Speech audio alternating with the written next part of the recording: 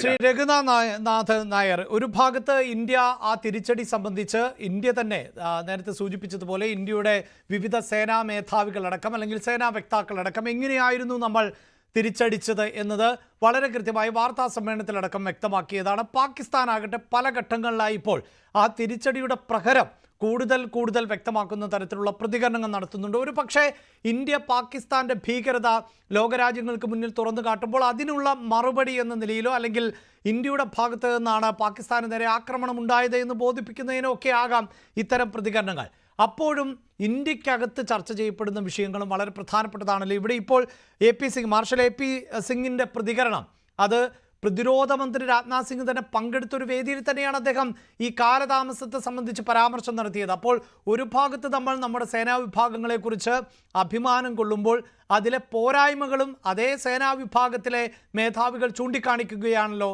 ശ്രീ രഘുനാഥ് നായർ.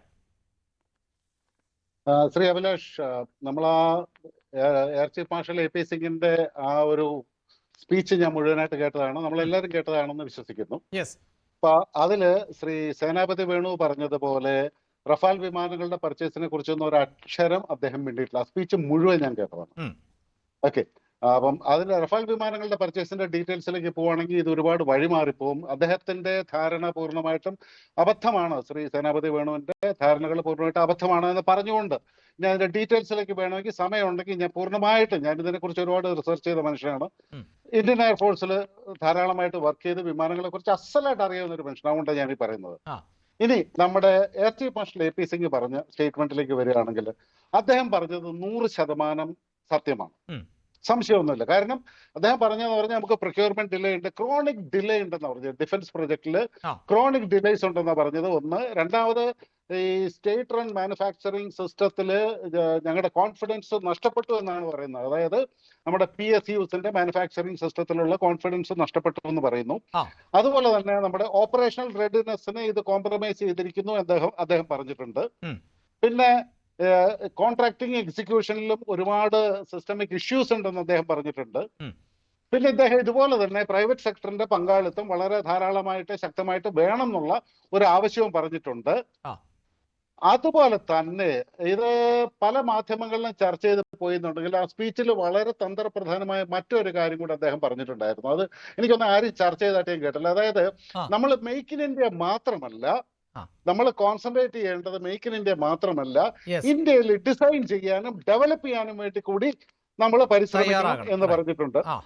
എന്നിട്ട് അതിനോടനുബന്ധമായിട്ട് അതെങ്ങനെ നടക്കും എന്നുള്ളതും ശ്രീ എ പി സിംഗ് പറഞ്ഞിട്ടുണ്ട്. അതും ഇവിടെ ആരും ചർച്ചയ്ക്ക് എടുക്കുന്നില്ല. സമയമുണ്ടെങ്കിൽ ഞാൻ പിന്നീട് അതിലേക്ക് വരാം. അല്ല, ഈ താങ്കൾ ഇതിൽ എക്സ്പെർട്ട് ആയതുകൊണ്ടാണ് ഞാൻ ചോദിക്കുന്നത്. അദ്ദേഹം ഈ ലൈറ്റ് കോമ്പാറ്റ് എയർക്രാഫ്റ്റുമായി ബന്ധപ്പെട്ട് തന്നെയാണോ? അത് 2021 ഫെബ്രുവരിയിലാണ് ഹിന്ദുസ്ഥാൻ എയറോനോട്ടിക്സ് ലിമിറ്റഡുമായി ഒപ്പുവെച്ചത്. 48,000 കോടി രൂപയുടെ കരാറാണ്. അതിൽ ഈ തേജസ് MK-1 ഫൈറ്റർ അല്ലേ, അതാണ് അദ്ദേഹം ഉദാഹരണമായി അല്ലേ? അങ്ങനെയെങ്കിൽ അത് 83 വിമാനങ്ങൾ ഓർഡർ ചെയ്തുവെന്നും അതിലൊന്നുപോലും ഇപ്പോഴും വിതരണം ചെയ്തിട്ടുമില്ല എന്നുള്ളത് അദ്ദേഹം ചൂണ്ടിക്കാണിക്കുമ്പോൾ അതൊരു വലിയ കാലതാമസം തന്നെയല്ലേ?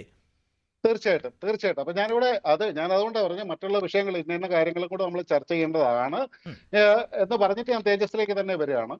തേജസിന്റെ പ്രൊജക്ട് നമ്മൾ ഈ വർഷങ്ങളായിട്ട് 40 വർഷമായിട്ട് ഈ പ്രൊജക്ട് ഓൺ ആണ്. തേജസിന്റെ ഡിലേ എന്തുകൊണ്ടാണ് എന്ന് ചോദിച്ചാൽ HALന്റെ കെടുകാര്യസ്ഥത എന്ന് പറയുന്നതിനോട് അദ്ദേഹം പറഞ്ഞതിനോട് ഞാൻ യോജിക്കുന്നുണ്ട്. പക്ഷേ ഏതൊരു കോയിനും 2 വശമുണ്ട് എന്ന് പറയുന്നത് പോലെ HALന്റെ കെടുകാര്യസ്ഥത ഒരു വശത്തുണ്ടെങ്കിൽ മറ്റ് പല ഫാക്ടേഴ്സും ഈ ഡിലേക്ക് കോൺട്രിബ്യൂട്ട് ചെയ്തിട്ടുണ്ട്.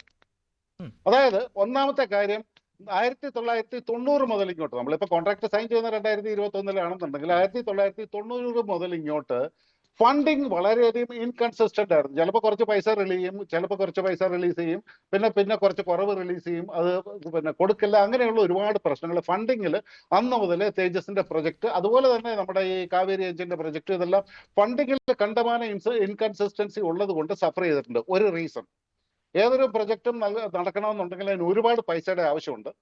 പിന്നെ നമ്മുടെ ഇവിടുത്തെ ഏറ്റവും വലിയൊരു പ്രശ്നമാണ് ബ്യൂറോക്രാറ്റിക് ഡിലേസ്. ഞാനത് എപ്പോഴും പറയുന്ന ഒരു കാര്യമാണ്.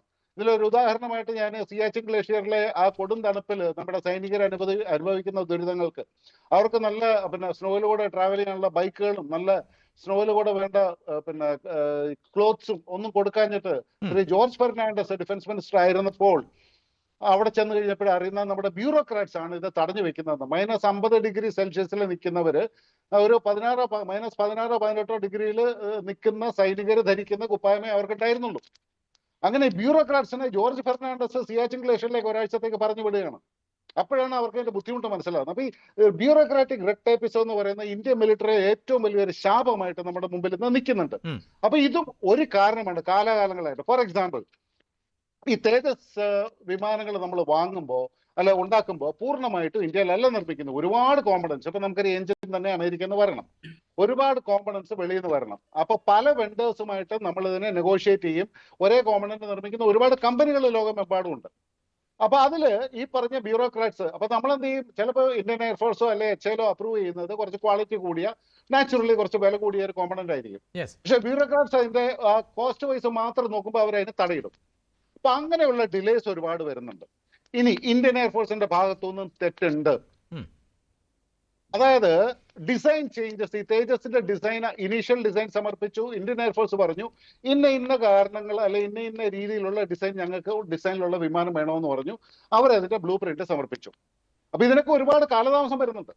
അത് കഴിഞ്ഞപ്പോഴത്തേനും പറഞ്ഞു അല്ലല്ല ഇതും കൂടെ വേണം, അതും കൂടെ വേണം. ഈ കസ്റ്റമൈസേഷനിൽ ഒരുപാട് അങ്ങനെ ഇത് വരുമ്പോൾ ഇതിനകത്ത് വീണ്ടും ഡിലേ ആണ്, റീഡിസൈനിങ് തന്നെ വേണ്ടി വരും. അതിന്റെ കാരണം ഞാൻ പറഞ്ഞുതരാം. ഒരു എയർ ഫ്രെയിമിനകത്ത് നിശ്ചിത വെയിറ്റും നിശ്ചിത അളവും മെയിൻറ്റെയിൻ ചെയ്തുകൊണ്ട് പോകണം. അതിൽ വ്യത്യാസം വരികയാണെങ്കിൽ അതിന്റെ കംപ്ലീറ്റ് സ്ട്രക്ചർ റീഡിസൈൻ ചെയ്യേണ്ടതായിട്ട് വരുന്നുണ്ട്. അപ്പൊ അതിലേക്കൊക്കെ മനസ്സിലാക്കണമെന്നുണ്ടെങ്കിൽ പറഞ്ഞ പോലെ സമയന്റെ എക്സാമ്പിൾസ് പിന്നെ ഞാൻ കോട്ട് ചെയ്യാം. അപ്പൊ അങ്ങനെയുള്ള ഡിസൈൻ ചേഞ്ചസ് ഇന്ത്യൻ എയർഫോഴ്സ് കണ്ടമാനം പ്രൊപ്പോസ് ചെയ്തിട്ടുണ്ട്. പക്ഷെ അതിന് പകരം അന്ന് ചെയ്യാവുന്ന ഒരു കാര്യം, ഇത് കാലാകാലങ്ങളായിട്ട് നടക്കുന്ന കാര്യമാണ് ഞാൻ പറയുന്നത്. ചെയ്യാവുന്ന ഒരു കാര്യം എന്ന് പറഞ്ഞാൽ നമ്മളിപ്പോ MiG-21 നമ്മൾ ഓപ്പറേറ്റ് ചെയ്യുമ്പോൾ ആദ്യം MiG-21 FL എന്ന് പറയുന്ന ഒരു വേരിയന്റ് ആയിരുന്നു നമ്മൾ വാങ്ങിയത്. പിന്നീട് MiG-21 MF വേരിയന്റ് വാങ്ങിച്ചു. പിന്നീട് MiG-21 ബിസ് വേരിയന്റ് മേടിച്ചു. അത് കഴിഞ്ഞിട്ടാണ് MiG-21 ബൈസൺ വേരിയന്റ് നമ്മൾ മേടിക്കുന്നത്. അതുപോലെ തന്നെ ഇപ്പൊ മിറാഷ് ജഗ്വാറിന്റെ കാര്യത്തിൽ വന്നു കഴിഞ്ഞാൽ ജഗ്വാറിന്റെ ഡോറിൻ 1 വന്നിട്ടുണ്ട്, ഡോറിൻ 2 വന്നിട്ടുണ്ട്, ഡോറിൻ 3 വന്നിട്ടുണ്ട്. മിറാഷ് 2000 H വേർഷൻ വന്നിട്ടുണ്ട്, I വേർഷൻ വന്നിട്ടുണ്ട് അപ്ഗ്രേഡഡ് ആയിട്ട്. അപ്പൊ നമ്മുടെ ആവശ്യമനുസരിച്ച് ഒരു വിമാനം ഉണ്ടാക്കിയിട്ട് പിന്നീട് അതിന്റെ അപ്ഗ്രേഡഡ് വേർഷൻസ് വീണ്ടും ഇൻഡക്ട് ചെയ്യുന്നതായിരുന്നു ഒരു നല്ല കാര്യം. അങ്ങനെയാണെങ്കിൽ ഇത്രയും പ്രശ്നം നമുക്ക് വരില്ലായിരുന്നു. അപ്പൊ ഇങ്ങനെയുള്ള ഒരുപാട് കാര്യങ്ങൾ നടന്നിട്ടുണ്ട്. അതിനെ HAL മാത്രം നമുക്ക് കുറ്റം പറയാൻ പറ്റില്ല.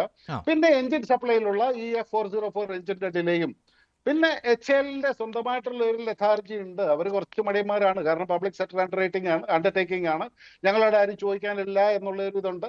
ഇതെല്ലാം കൂടിയാണ് ഇതിന്റെ കാരണം. തീർച്ചയായും ഞാൻ താങ്കളിലേക്ക് വരാം.